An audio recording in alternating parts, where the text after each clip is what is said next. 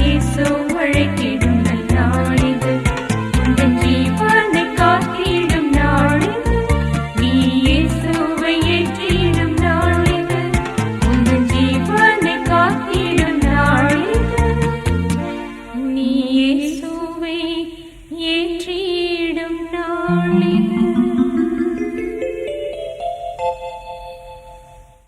கர்த்தருக்குள் அன்பானவர்களே, அனுதினமும் கிறிஸ்துவுடன் தியான வேலைக்கு உங்களை அன்புடன் அழைக்கிறோம். இன்றைய தியானத்திற்கான வேத வாசிப்பு ரோமர் 8ஆம் அதிகாரம் வசனங்கள் 28 முதல் 39 வரை. தியானத்திற்கான தலைப்பு நன்மையாக முடிய பண்ணினார்.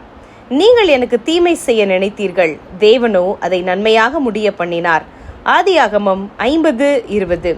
தன்னை சுற்றியுள்ள கூட்டின் சிறு துவாரத்தினூடாக வெளிவர கஷ்டப்பட்டு கொண்டிருந்த ஒரு வண்ணத்து பூச்சியை கண்ட சிறுவன் அதற்கு உதவி செய்ய நினைத்து ஒரு கத்தரிக்கோலால் கூட்டின் துவாரத்தை பெரிதாக்கி விட்டான். உடனே அக்கூட்டுக்குள்ளிருந்து மிகவும் பெருத்த உடலையும் சுருங்கி போன சிறுகளையும் கொண்ட ஒரு வண்ணத்து பூச்சி வெளியே வந்து விழுந்தது. என்ன பரிதாபம்! அந்த வண்ணத்து பூச்சியால் முதிர்ச்சியடையாத சிறிய சிறகுகளை கொண்டு தன் பாரமான உடலை சுமந்து மேலே எழுந்து பறக்க முடியவில்லை. அது தன் வாழ்நாள் முழுவதையும் அந்தபடியே கழிக்க நேரிட்டது.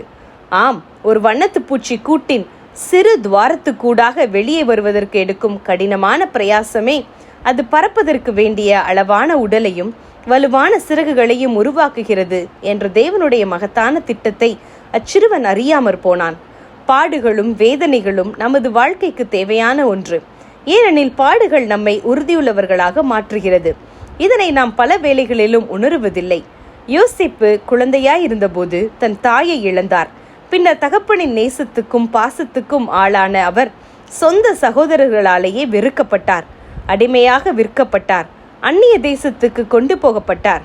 அபாண்டமாய் பழி சுமத்தப்பட்டார். அநியாயமாய் சிறை தண்டனையை அனுபவித்தார்.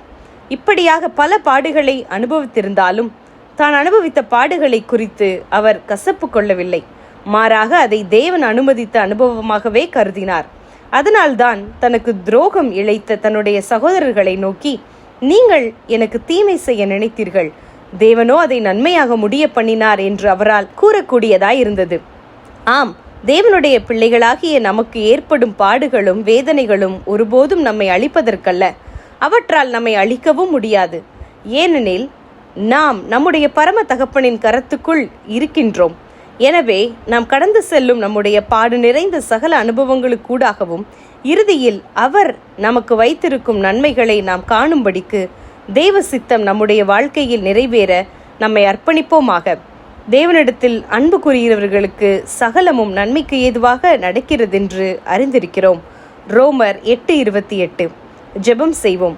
எங்கள் நேசகர்த்தாவே, பாடுகள் எங்களை அழிப்பதற்கல்ல, அவைகள் எங்களை உருவாக்கி தேவனுடைய உன்னதமான ஆசீர்வாதங்களை சுதந்திரிக்க செய்யும் தேவனுடைய திட்டங்களே என உணரச் செய்தீர். உமக்கு ஸ்தோத்திரம். ஆமேன்.